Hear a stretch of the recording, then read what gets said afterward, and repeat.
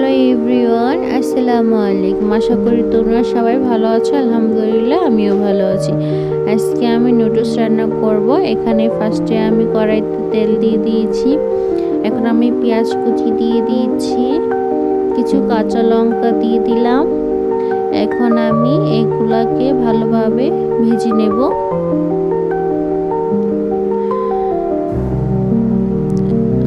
ভালোভাবে ভাজা হয়ে এলে আমি এতে ডিম এড করে দেব। আমি এখানে 2টা ডিম এড করে দিয়েছি। ডিমগুলাকে সুন্দরভাবে ভেঙে নেব। ভালোভাবে ভেঙে নেওয়া হয়ে গেলে এতে আমি কিছু টমেটো এড করে দেব। আমি টমেটোটা কিছুক্ষণ পর দিয়েছি, কারণ এই যে টমেটোটা যেন একেবারে যে না গলে যায়। আপনারা চাইলে আগেও দিতে পারেন, তো আমি পরে দিয়েছি টমেটোটা।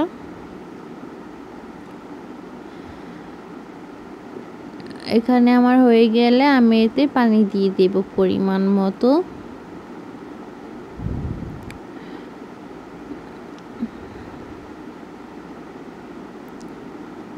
পরিমাণ মতন পানি দিয়ে নিচ্ছি।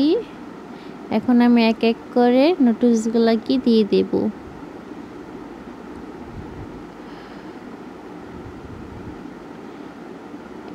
এখন আমি সবগুলা নুডলস দিয়ে দিয়েছি।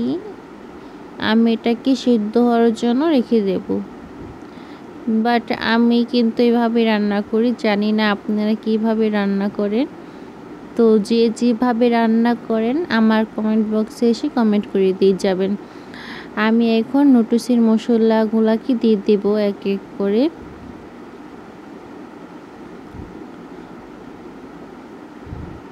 সবগুলা মশলা আমি এখানে দিয়ে দিয়েছি। এটা কিছুক্ষণের জন্য আবার রেখে দেব। এখন আমি কিছু ধনেপাতা দিয়ে দিয়েছি। নামানোর আগে ধনেপাতা দিয়ে দেব। ধনেপাতা দিয়ে এবার আমি নেড়ে দেব। ভালোভাবে নুডলসের সাথে মিশিয়ে দেব ধনেপাতাগুলো।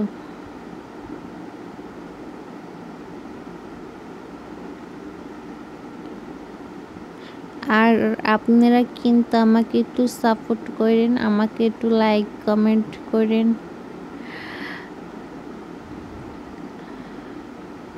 এই যে আমি নুডলস রান্না করতে করতে টায়ার্ড হয়ে গেছি খুব। তো চলো দেখে আসি নুডলস রান্না কতদূর হলো।